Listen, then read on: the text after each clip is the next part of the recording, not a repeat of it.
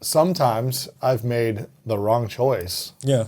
but it's taught me a lesson through the consequence that has led me, it's given me the feedback to send me out in a different direction. Of course. If you were able to create your reality without the bother of anybody else, you would be bored within seconds. Right. Right? Like nothing would be happening. Like you would have your perfect reality, you'd be alone in it because it's not the other guy's perfect reality, and you'd be bored within seconds. But because it's all interacting, this is how you learn. This is how you actually grow and transform, and this is how you learn, I said. Remember, you literally are the universe. Right. This is how the universe learns. Wow. So then you start to think of yourself as an extension of space from the universe, learning about yourself. Like Einstein didn't quite say it that way because he was missing the feedback part, but he did say that all objects are an extension of space because he realized there was this field. Right. The Planck scale. So if you could, I want to wrap it up here in a second. We have to get you back on at some point in the future, Nassim, because this is insightful and powerful, and I don't even feel like we've scratched the surface on spirituality and physics and the field and quantum physics and 5D and 2D. I feel like we could go so many places within the future on how to create and attract and manifest and how to be in the flow better. But I'm hearing step one, realize there's a voice, pay attention to it, and follow the voice. Right. If it's, in tune. Yeah. Don't follow an out-of-tune voice, but the right voice. Yeah, it has to be in tune. So Yes. you gotta tune the antenna. Yes. To the correct radio station. And what I'm hearing you say is a great practice is through silence, stillness, meditation, some form of that practice where you are still quiet and allowing yourself to listen. Exactly. To the voice. Exactly. And practice calming your thoughts and your emotions so that you can hear internally what you need to hear. Because if you're never silencing it or calming it, it's going to be hard to tune in. And you think that it's really a small voice and hard to hear at first because there's a huge wall between you and the universe, right?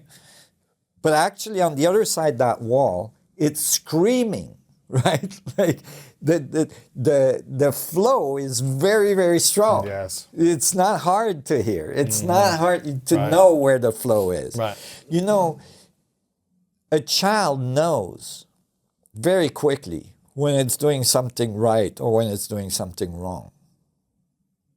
You know, if people listened well to the voice in a society that's a little more advanced than this one, you don't need rules and regulations. Because there's natural rules, there's natural order. There's order. And you would follow the order. You would know. As nature does. Yeah, as nature does. You know? And so basically, listening is critical and understanding that it's mechanical. It's not esoteric, like in some pink cloud floating over there. It's not like some, concept that's really complicated that you can't wrap your head around it. It's not. It's physics. It's physics. And you have it all inside of you. And you know it all. Like when I teach, I don't teach people, I teach you. I help them remember what they already know. This is why people that come to my conference and so on are so impacted. Like I get hundreds of letters of people from all around the world saying, oh my God, I'm so transformed. I can't believe I went to a conference on physics and I came out completely transformed. It's because it's not like I changed their life. I just had a relationship. I transferred and I give the information. They received information that reminded them, that brought up what's already inside them. So innovation comes from remembering, right? Who you are. Yeah. The deep relationship you have with the universe. Think of Einstein, think of Tesla, think of, the greatest, like Schrödinger, others, like all these people, if they wrote extensively about how it came from within them. It didn't come from, they did some studying and all this to get to the place where they could tell where we were. But to make the next step, it's coming from inside you. Right. Well, they're getting feedback and information from the outside, inside, and tinkering with whatever they're creating. That's right. From the inside. This is fascinating. So it's a force. Yeah. It's you're a force of nature. And you have the potential, but you don't necessarily express it, right? You might not express it in your life if you don't know. You might just spend your whole life thinking that you're some little bug isolated from the rest of the universe and that you have no power. You have zero power. That's what is taught to children every day, right, in schools and institutions, is that all information comes from the outside, right? Like, learn this information, follow the rules. Yeah. Shut up and listen. And that and because people ask, why there's not so many Einsteins? Well, they get killed in the womb, right? And then so you have that.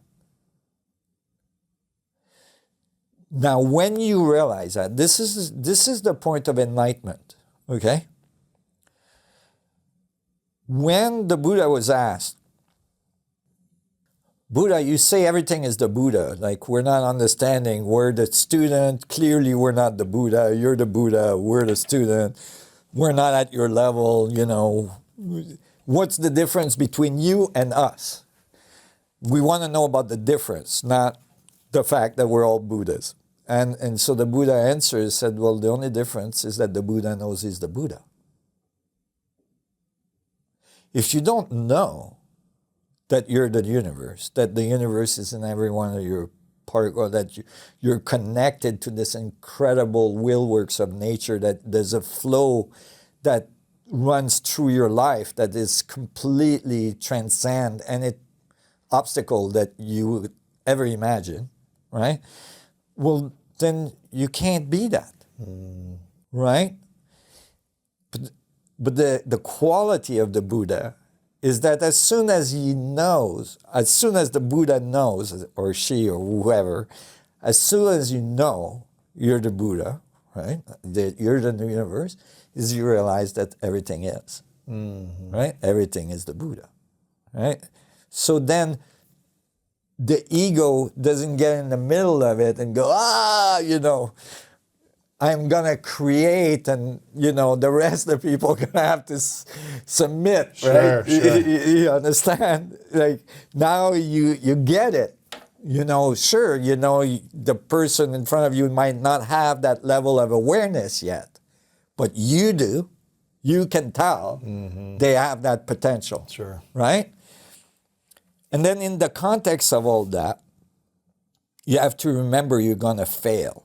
You got to remember you're going to fail. You're going to fail over and over and over again.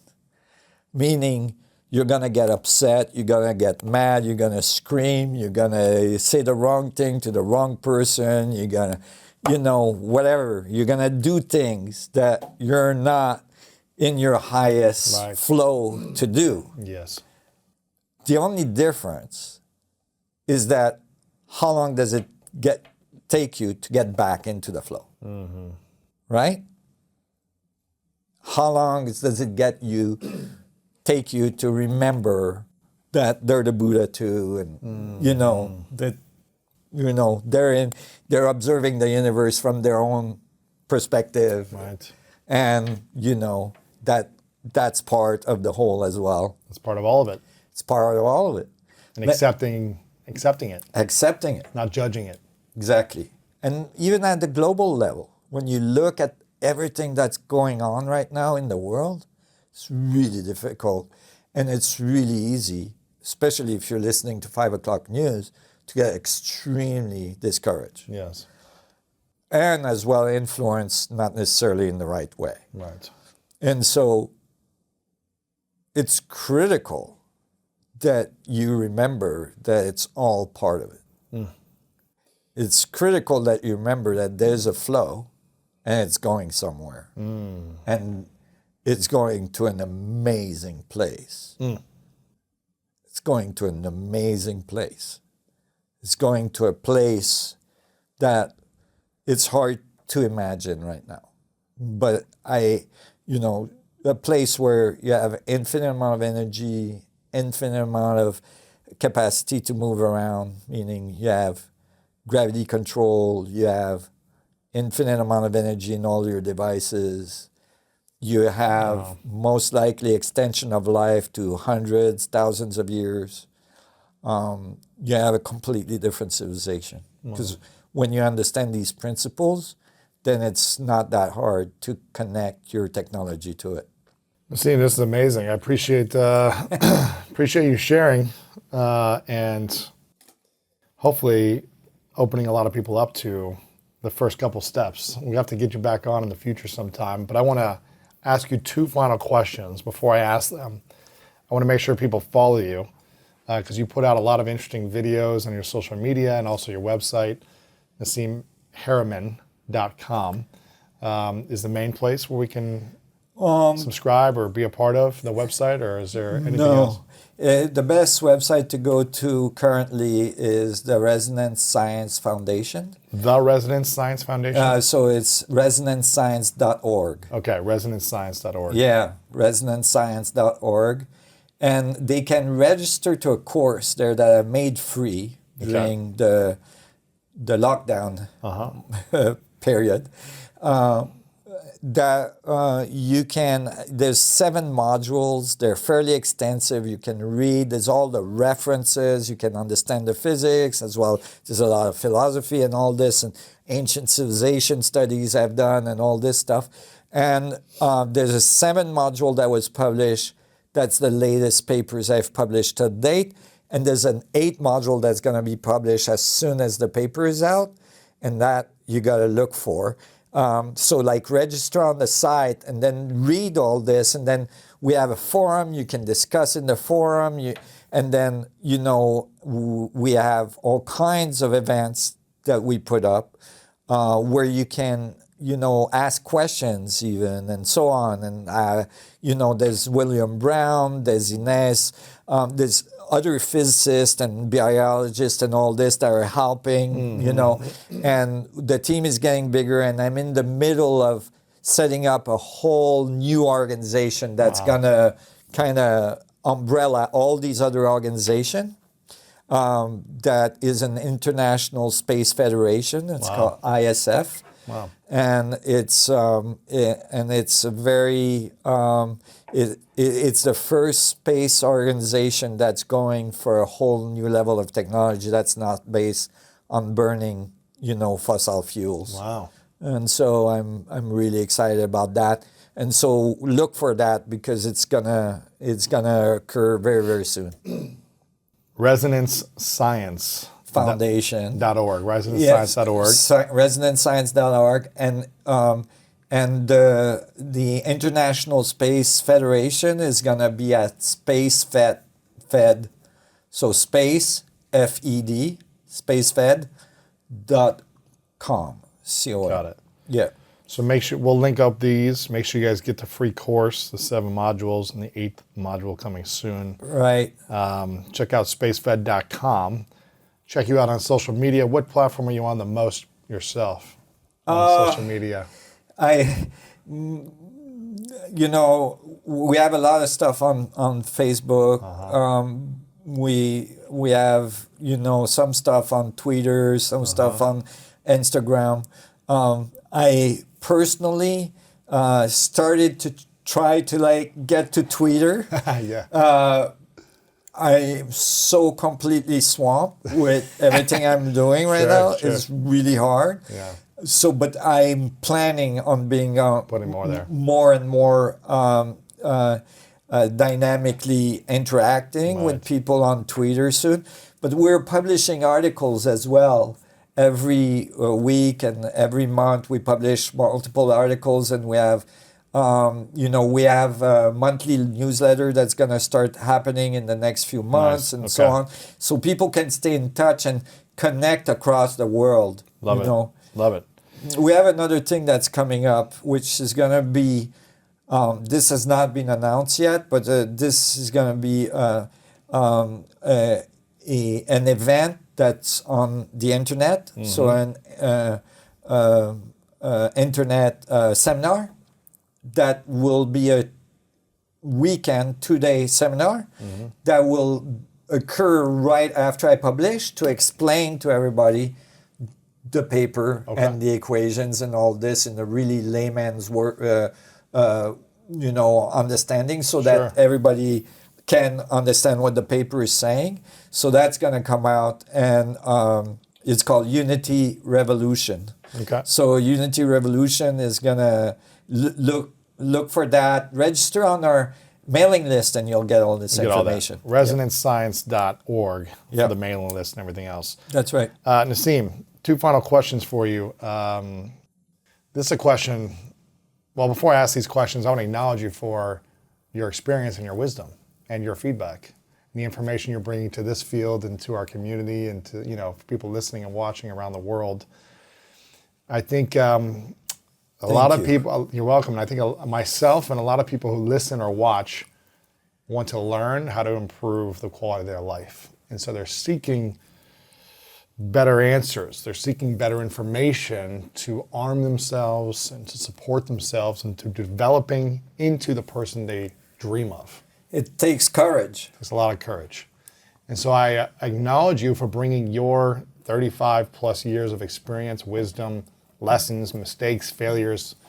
And I know you get a lot of criticism from lots of different industries or fields of science. Of course. Based on trying to push the boundaries and trying to create new equations in a space where people don't like new. Right. And so I acknowledge you for having the courage to keep expanding beyond. Thank you. Because what it feels like to me from our first interaction is you're trying to help people.